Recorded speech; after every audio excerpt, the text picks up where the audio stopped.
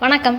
உடல் உஷ்ணத்தினால பலவிதமான பாதிப்புகள் ஏற்படும். அதுலேயும் குறிப்பாக சொல்லணும் அப்படின்னா பித்தப்பையில் வரக்கூடிய பிரச்சனைகள். உடலினுடைய உஷ்ணம், உடல் சூடு அதிகமாகும் பொழுது பித்தப்பையில் பலவிதமான பிரச்சனைகள் ஏற்படும். கல்லீரலில் பாதிப்புகள் ஏற்படும்.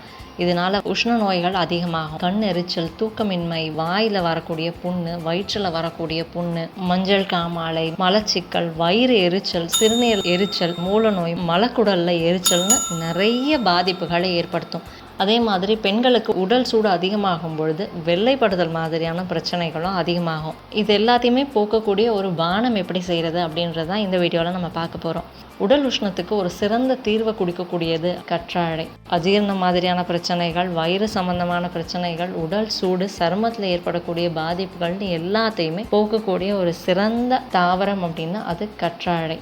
ஏற்கனவே கற்றாழையினுடைய நன்மைகள் என்ன, கற்றாழையினால் வரக்கூடிய பக்க விளைவுகள் என்ன அப்படின்றது வேறு ஒரு வீடியோவில் இருக்குது. கண்டிப்பாக அந்த வீடியோவை பார்க்காதவங்க பாருங்கள். அந்த வீடியோவுடைய லிங்க் இந்த வீடியோவோட டிஸ்கிரிப்ஷன் பாக்ஸில் கொடுக்குறேன். இந்த கற்றாழையை பயன்படுத்தி தான் நம்ம இந்த பானம் எப்படி செய்கிறதுன்றதை பார்க்க போகிறோம். அதாவது உடல் உஷ்ணத்தை குறைக்கக்கூடிய ஒரு பானம். இதுக்கு முதல்ல நான் கற்றாழை எடுத்துக்கிறேன். இந்த கற்றாழையை முதல்ல எப்படி நம்ம சுத்தம் பண்ணுறது அப்படின்றது பார்க்கலாம். அதாவது இதனுடைய இந்த வெளியில் இருக்கக்கூடிய தோல் பகுதிகளை எடுத்துட்டு உள்ளே இருக்கக்கூடிய அந்த சதை பகுதியை மட்டும்தான் நம்ம இதுக்கு பயன்படுத்த போகிறோம். எப்படி இதை சுத்தம் பண்ணுறது அப்படின்றத நம்ம பார்க்கலாம். இப்போது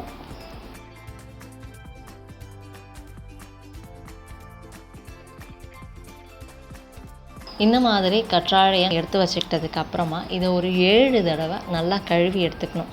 எதுக்காக இந்த மாதிரி கழுவுறோம் அப்படின்னு பார்த்தோம்னா அதில் இருக்கக்கூடிய அந்த கசப்பு தன்மை மறையிறதுக்கு. அதாவது கற்றாழையில் இருக்கக்கூடிய அந்த தோலுக்கும் சதை பகுதிக்கும் இடைப்பட்ட இடத்துல அந்த மஞ்சள் நிறத்தில் ஒரு திரவம் இருக்கும்.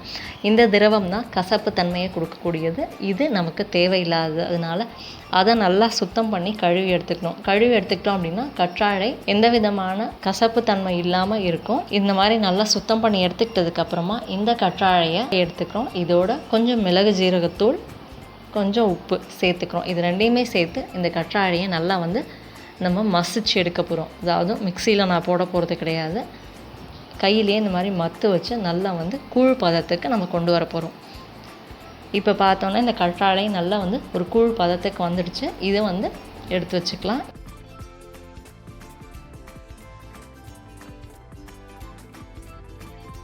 இதோட மாப்பிள்ளை சம்பா அரிசியினுடைய நீராகாரத்தில் கிடைக்கக்கூடிய அந்த நீரை மட்டும் எடுத்துக்கிறேன். மாப்பிள்ளை சம்பா அரிசி இல்லை அப்படிங்கும் பொழுது வேறு ஏதாவது பாரம்பரிய சிகப்பரிசிகள் பயன்படுத்துறது நல்லது. அதாவது பாரம்பரிய சிகப்பரிசிகளில் இருக்கக்கூடிய நீராகாரத்தை எடுக்கும் பொழுது அதில் இருக்கக்கூடிய சத்துக்கள் பல மடங்கு அதிகம் வெள்ளை அரிசியை விட. அதனால ஏதாவது ஒரு பாரம்பரிய சிகப்பரிசியும் எடுத்துக்கலாம். பூங்கார அரிசி, காட்டியானம், கருங்குருவை மாதிரி எது வேணாலும் எடுத்துக்கலாம். எப்படி மாப்பிள்ளை சம்பா அரிசி வேக வைக்கணும் அப்படின்றது வேறு ஒரு வீடியோவில் இருக்குது. அது மட்டும் இல்லாமல் அதனுடைய நீராகாரம் எப்படி பண்ணுறது அப்படின்றதும் இன்னொரு வீடியோவில் இருக்குது.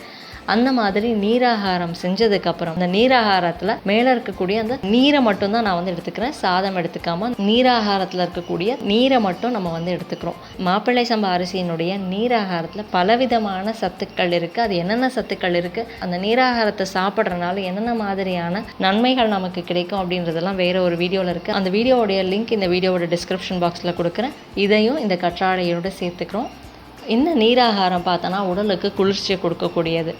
இப்போ நம்மளுடைய இந்த பானம் தயார். வெட்டச்சூடுன்னு சொல்லக்கூடிய உடலில் ஏற்படக்கூடிய அதிகப்படியான உஷ்ணத்தை போக்கக்கூடிய ஒரு சிறந்த பானம் இது. கற்றாழையும் இந்த நீராகாரத்தினுடைய நீரும் சேரும் பொழுது உடலுக்கு குளிர்ச்சியை கொடுக்கறது மட்டும் இல்லாமல் உடலுக்கு தேவையான எல்லா விதமான வைட்டமின் பி சத்துக்கள், வைட்டமின் சத்துக்களும் தாது சத்துக்களும் நிறைந்த ஒரு பானமாகவும் இது இருக்கும். ஆண்கள், பெண்கள்னு எல்லாருமே இதை எடுத்துக்கும் பொழுது கோடை காலத்தில் வரக்கூடிய வெப்ப நோய்கள், அதிகப்படியான பித்த நோய்களை போக்குறதுக்கு ஒரு சிறந்த பானமாக இது இருக்கும். இப்போ இந்த பானம் பார்த்தோன்னா 2 பேர் சாப்பிடக்கூடிய அளவு இது. அதிகப்படியான உஷ்ணம் இருக்கிறவங்க வாரத்துக்கு ஒரு தடவை இதை எடுத்துக்கிறது சிறந்தது. மற்றவங்க எல்லாருமே மாதத்துக்கு 2 தடவை எடுத்துக்கலாம். வெள்ளைப்படுதல் மாதிரியான பிரச்சனைகள் இருக்கக்கூடிய பெண்கள், இல்லைனா மாதவிடாய் சார்ந்த வலிகள் பிரச்சனைகள் இருக்கிறவங்க தொடர்ந்து ஒரு 3 நாள் காலையில் வெறும் வயிற்றில் எடுக்கும் பொழுது நல்ல ஒரு பலன் கிடைக்கும். வெட்டச்சூடுனால் வரக்கூடிய வெள்ளைப்படுதல் தீரும். கண்டிப்பாக ட்ரை பண்ணி பாருங்கள். ரொம்ப எளிமையாக தயாரிக்கக்கூடியது தான். இந்த வீடியோ பயனுள்ளதாக இருந்ததுன்னா லைக் பண்ணுங்கள், மற்றவங்களுக்கு ஷேர் பண்ணுங்கள். நம்ம சேனலுக்கு இன்னும் சப்ஸ்கிரைப் பண்ணிக்கோங்க. பக்கத்தில் இருக்கக்கூடிய அந்த நோட்டிஃபிகேஷன் பெல் பட்டனையும் கிளிக் பண்ணிக்கோங்க. என் ஆரோக்கியம், என் குடும்பத்தின் ஆரோக்கியம், என் சமூகத்தின் ஆரோக்கியத்திற்கான பயணம் இது. கைகோர்ப்போம், ஆரோக்கியத்திற்கு விதையாவோம். நன்றி.